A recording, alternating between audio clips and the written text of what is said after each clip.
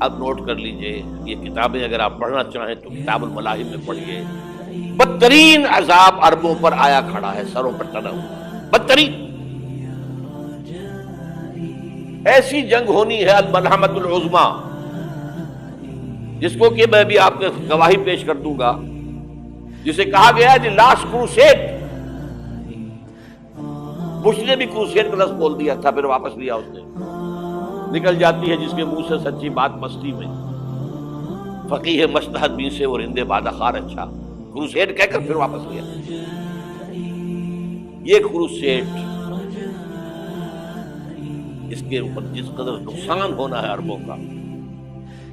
Greater اسرائیل بنے گا، یہ عراق، شام، اردن، سعودی عرب کا کچھ شمالی علاقہ، ترکی کا جنوبی علاقہ، مصر کا صحرائے سینا، اور اس کے ساتھ ہی جو بہترین اس کا زرخیز ترین علاقہ ڈیلٹا آف نائل، یہ سب یہودیوں کے قبضے میں جائے گا. اس کو حدیث میں کہا گیا الملحمۃ العظمیٰ. عیسائی 80 علم لے کر ہے مسلمانوں تم پر حملہ آور ہوں گے، اور ہر علم کے نیچے 12,000 فوج، 9.5 لاکھ فوج. یہ نیٹو کی تیاری کس کے لیے ہو رہی ہے؟ جب یو ایس ایس آر کا خاتمہ ہوا تو پوچھا گیا تھا نیٹو چیف سے، اب کس لیے؟ تمہارا وہ دشمن تو ختم ہو گیا، اب ہمیں اسلامک فنڈامنٹلزم سے نمٹنا ہے. جانتے ہیں خطرہ یہی ہے. اب اسلام ابھر سکتا ہے، مسلمانوں کے سینوں کے اندر وہ آگ ہے،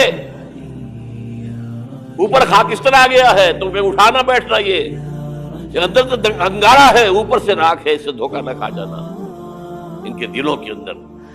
اور بش نے کہا تھا مسلمان چاہتے ہیں کہ ہسپانیہ سے لے کر انڈونیشیا تک نظام خلافت قائم کریں. اور میں حیران ہوا تھا کہ اس کمبخت کو ہسپانیہ کا خیال کیسے آ گیا. ہمیں تو کبھی آتا ہی نہیں، ہم تو بھول گئے. وہ تو 500 برس پرانی بات ہے، جبکہ وہاں سے ہمیں نکال دیا گیا تھا. اگرچہ اقبال نے کہا تھا ہے ارض فلسطین پہ یہودی کا اگر حق، ہسپانیہ پر حق نہیں کیوں اہل عرب کا. ہسپانیہ میں تو 800 سال حکومت کی مسلمانوں نے، اور ابھی 500 برس سے گزرے ہیں نا. یہودی تو ارض مقدس سے 2000 سال نکالے گئے. انہیں لا کے آباد کیا گیا، عربوں کے سینے میں خنجر پھونک دیا گیا. وہ چھوٹا سا ملک جو چاہتا کرتا، کوئی پوچھنے والا نہیں. امریکہ جیسے اپنے بیٹے کی حفاظت کرے ویسے کرتا. اور حضور نے فرمایا ہے وہ جنگ جب ہوگی تو ایک باپ کے اگر 100 بیٹے ہوں گے تو 99 ختم ہو جائیں گے، ایک بچے گا. یہ حدیث ہے صحیح. اور آپ نے فرمایا ویل للعرب من شر قد اقترب، عربوں کے لیے ہلاکت ہے، عربوں کے لیے بربادی ہے اس شر سے جو قریب آ جائے. اور آج جس طرح انہوں نے ان کی تہذیب کو اختیار کر لیا، دبئی جا کر دیکھیے، بدترین مغربی معاشرہ جو ہے وہ دبئی کے اندر اپنے قائم کر کے دکھا دیا. اب سعودی عرب اس راستے پر بڑھ رہا ہے. اور اس کے بعد نمبر 2 پر جو ہے ہم پاکستان ہیں. لیکن میں اس کے وہ پہلی بات جو کہہ رہا ہوں وہ تو یقینی ہے، اس میں تو احادیث صحیحہ موجود. اگرچہ اس کے بعد پانسا پلٹے گا، پھر حضرت مہدی کا ظہور ہوگا، حضرت عیسیٰ کا نزول ہوگا، اور وہ گریٹر اسرائیل گریٹر گریو یارڈ بنے گا یہودیوں کا. ایک ایک یہودی قتل ہوگا اور دفن ہوگا. یہ بات میں ہونا ہے، میں پہلی بات فرض کر رہا ہوں. وہ پانسا پلٹے گا جب پلٹے گا. ابھی جو سامنے ہے وہ کیا ہے؟ اس ملحمۃ العظمیٰ کہا حضور نے، جسے آرمگیڈون کہتے ہیں عیسائی. آرمگیڈون کی اگر کہیں جا کر آپ دیکھیں گے، آپ ڈکشنری میں مانی کیا لکھا ہے؟ A very big war which will be fought between the forces of evil and good before the end of this world. اس دنیا کے خاتمے سے پہلے خیر اور شر کی قوتوں کے درمیان بہت بڑی جنگ ہوگی. ارمجدون اسے کہتے ہیں عربی میں، اور آرمگیڈون اسے کہتے ہیں انگریزی میں. اور یہ بائبل کی آخری کتاب کے اندر ہے، جو اس میں کہ مکاشفات یوحنا، ریولیشنز آف سینٹ جان، یہ تو میں کہہ رہا ہوں یقین کے ساتھ، اور زیادہ دور نہیں آیا چاہتا ہے، اس لیے کہ یہودیوں کا اور عیسائی جو کنزرویٹوز ہیں، نیو کنزرویٹوز، ان کا 5 نکاتی ایجنڈا ہے متفق علیہ، جس کے تحت کہ یہ جنگ صلیبی شروع کی گئی۔ تو سن لیجئے آپ، آرمیگیڈون نمبر 1، گریٹر اسرائیل قائم ہو جانا اس کے نتیجے میں نمبر 2، مسجد اقصی اور قبۃ الصخرہ کو گرانا نمبر 3، وہاں 3rd ٹیمپل، وہ مسجد جو حضرت سلیمان نے بنائی تھی 1000 قبل مسیح میں، پھر برباد کی تھی نبوکدنضر نے، دوبارہ بنائی گئی، پھر دوبارہ ختم ہوئی 70 عیسوی تک گری پڑی ہے، ان کا خانہ کعبہ گرا ہوا ہے 70 عیسوی سے لے کر آج تک۔ ایک دیوار ہے ویلنگ وال، جہاں جاتے ہیں، روتے ہیں، پیٹتے ہیں، باتیں کرتے ہیں، وہاں وہ بنے گا 3rd ٹیمپل۔ اور نمبر 4، اس میں لا کر رکھا جائے گا تخت حضرت داؤد کا۔ یہ تخت کہاں ہے اس وقت؟ یہ لندن شریف کے اندر جو ان کی پارلیمنٹ کا جو چرچ ہے، ویسٹ منسٹر ایبے، اس میں رکھا ہوا ہے۔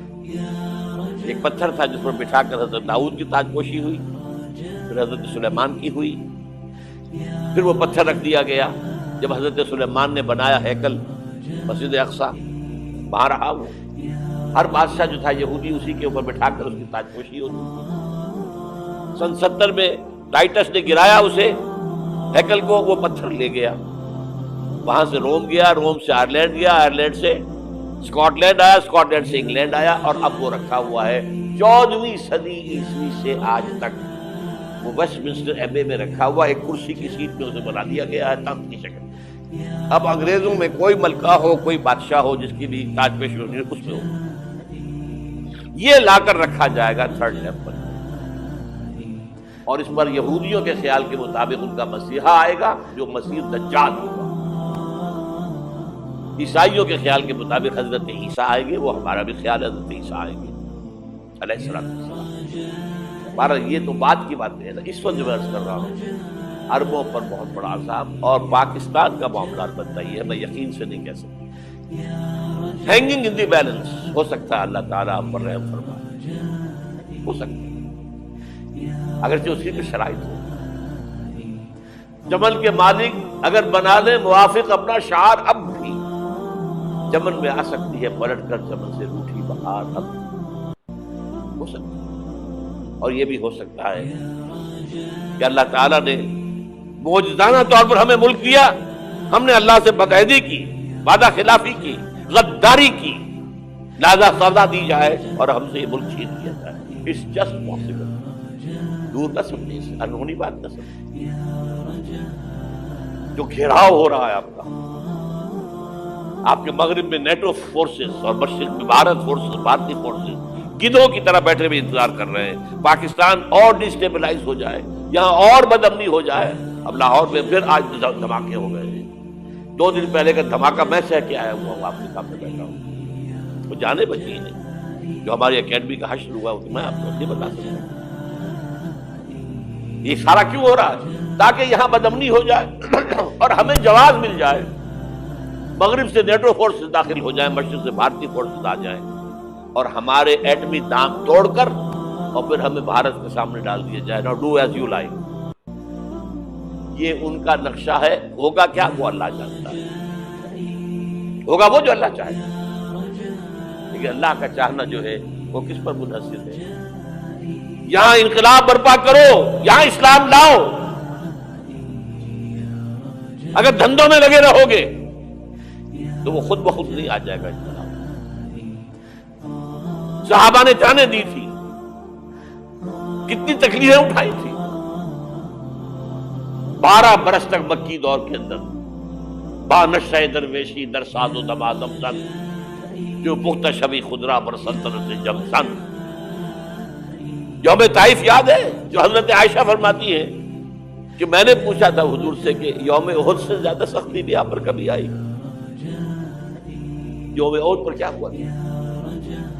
تلوار کا وار پڑا تھا آپ کے چہرہ مبارک، یہ جو رخسار کی ہڈی ہے اس کے اندر وار گیا ہے، اوپر خود کی 2 کڑیاں تھیں وہ اس میں گھس گئی، 2 دندان مبارک شہید ہوئے۔ وہ خود کی کڑیاں ایک صحابی نے اپنے دانتوں سے پکڑ کے کھینچنے کی کوشش کی، دانت نکل گئے، وہ نہیں نکلے، کیا جتن کر کے نکالی گئی ہوگی، تو خون کا فوارہ آیا، اتنا خون گیا ہے کہ آپ بےہوش ہو گئے، گر گئے، اور مشہور یہ ہو گیا کہ آپ کا انتقال ہو گیا، شہادت ہو گئی۔ یہ سیرت کبھی پڑھی ہے؟ حضرت عائشہ کے ہوش کا تو یہی دور تھا نا، یوم طائف میں جو آپ کیا تھی، بچی تھی، مجھے کیا پتا کیا ہو رہا ہے اس کے ساتھ۔ 3 دن تک حضور مکے کی گلیاں اور وہاں کے اوباش لوگ پتھراؤ کر گئے تھے اس امید میں کہ شاید وہاں کا کوئی سردار ایمان لے آئے، تو یہاں تو ابو طالب بھی فوت ہو گئے، یہی دنیاوی سہارا تھا، خاندانی سہارا تھا ابو طالب کے ذریعے، اور گھر میں ایک دلجوئی کرنے والی رفیقہ حیات تھی، وہ بھی، ان کا بھی انتقال ہو گیا۔ آپ نے کہا یہ عام الحزن ہے، اب تو سب کو طے ہو گیا قریش کو کہ اب جیسے قتل کر دو، اسی لیے آپ گئے طائف، شاید وہاں کا کوئی بڑا سردار مانے ایمان لے آئے مجھ پر، تو میں اپنا مرکز ادھر شفٹ کروں۔ تینوں سے ملے ہیں، تینوں نے وہ جواب دیے ہیں، نکل جاؤ یہاں سے، میں تمہارے ساتھ بات بھی کرنے کو تیار نہیں۔ اچھا، تمہارے سوا کوئی نہیں ملا تھا اللہ کو نبی بنا کر بھیجنے کے لیے؟ دیکھو جاؤ، میں بات نہیں کرنا چاہتا، ہو سکتا ہے میں بے عزتی کر بیٹھوں، واقعی تم اللہ کے نبی ہو تو میں مارا جاؤں گا، جاؤ جاؤ جاؤ۔ یہ سلوک محبت کے ساتھ ہے۔ اور پھر چھوکروں کو، اسٹریٹ ارچنز جنہیں آپ کہتے ہیں، اشارہ کیا، خبر لو، پتھراؤ ہو رہا ہے، ساتھ کوئی ہے ہی نہیں، ایک آدمی صرف زید ابن حارثہ۔ اب سامنے سے پتھر آ رہے ہیں تو حضرت زید آگے آ جاتے ہیں، ڈھال بنتے ہیں، مجھے لگے پتھر حضور کو رہے، اب پیچھے سے آ رہے ہیں، چاروں طرف سے تو ڈھال نہیں بن سکتا، جسم لہو لہا،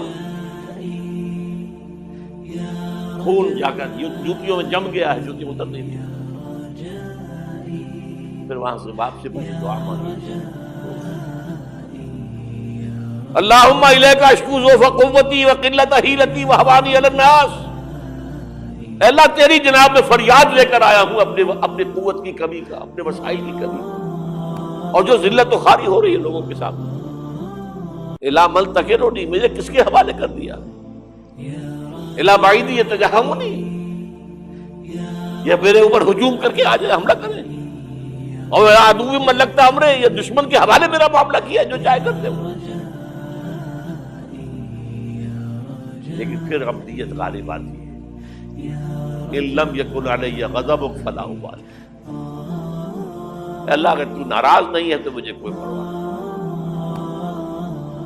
سر تخدیر خم ہے جو مزاج یار میں، مجھے اندیشہ یہ ہے کہ تو ناراض تو نہیں۔